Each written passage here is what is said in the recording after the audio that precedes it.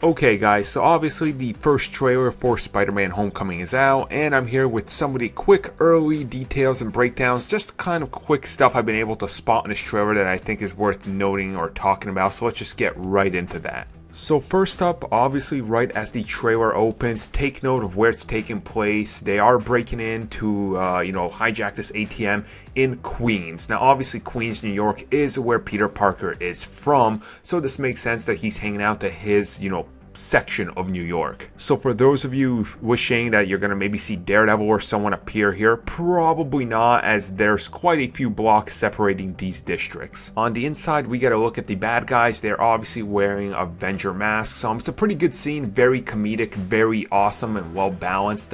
It's just nice, obviously Spider-Man before, if this wasn't a MCU, he would have just been stopping basic thugs, but since this is the MCU, you get a nice little treat like this. Now this person right up here putting up the Homecoming sign, this is a very familiar character to Spider-Man, specifically if you guys know Liz Allen. She's like the girl that he has a crush on that he can never get with. She was very prominent in the Spectacular Spider-Man series, and in that I think they handled her very well, and it looks like this is going to be the girl that Peter wants to get with, as she seems to be the most popular one in the school. And speaking of that, as we see her walking away, we see she's kind of has her, entourage here, you could say. Obviously, one of them right there, she's wearing, the Gwen Stacy, style outfit. Probably not, but it's interesting enough that they put it in there. Probably a little Easter egg so they could get people talking about it. So I guess it's done its job since I'm talking about it. It's going to, move rapidly across the internet on if this is her or not, trying to figure out who this actress is.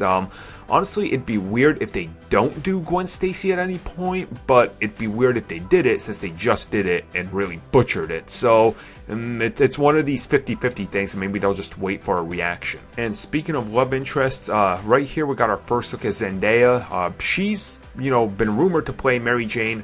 Clearly not. That was a bullcrap rumor that was started by who now at this point, because I think his cred has sunk down even lower. So yeah, she seems to be very different than what we thought she was going to be. They're definitely not playing any of the attractive qualities of her that people thought they were going to be, which is pretty cool, because apparently she's going to be a very intelligent person. So who really knows how they handle this, or if they're going to develop some sort of mutual relationship or respect relationship, or if they do actually do something. But I'm definitely interested to see where they take the character. Next up, a scene involving Tony Stark. He's telling Pete to pretty much don't do anything that puts you on the radar, but do enough to keep low profile. Obviously telling him, listen, I'll keep you off the Accords as long as I can, but if you're out there, blowing up half of New York, I kind of have to come after you. So be smart and don't do what I do, which is don't showboat, because that'll get you noticed. So obviously Tony knows, and what he's saying and what he's doing is for the best of Peter in the long run. Next up, a scene of them in school. It looks like there's some sort of maybe science fair or something going on. A lot of stuff is kind of happening that seems to point to some sort of weird activity that's not just Homecoming. Interesting. I just kind of want to know over here, if you look all the way to the right, there's people staring at one person. That is it looks like it's just from the scene, because we don't see him in this, and it's a very quick scene, but that might be the actor that is playing Flash Thompson. Now obviously they are changing color and race and everything in that. Doesn't really matter. It looks like they're taking a completely different approach to Flash, so I definitely want to see what they end up doing here. So next up, the best friend character. For all intents and purposes, this is Gank from Ultimate Spider-Man, like Miles Morales' best friend. He's even Asian, for God. This is going to be really confusing, because they went out of their way to say, no, he's nothing like Gank. He's not Gank. But he is. He's just not with Miles. Now, I don't really care, but this is going to piss a lot of people off. Easter egg though, he drops the Death Star, so there's your Star Wars product placement of the movie, which I'm assuming there will be plenty more of.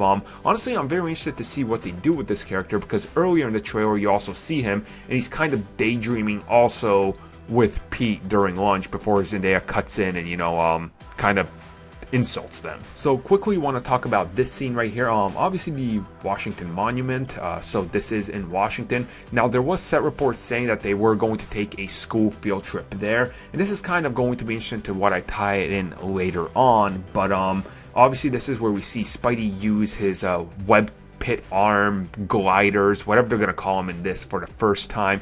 And it's very important because I think this links to a later on scene that we're going to talk about just in a minute though.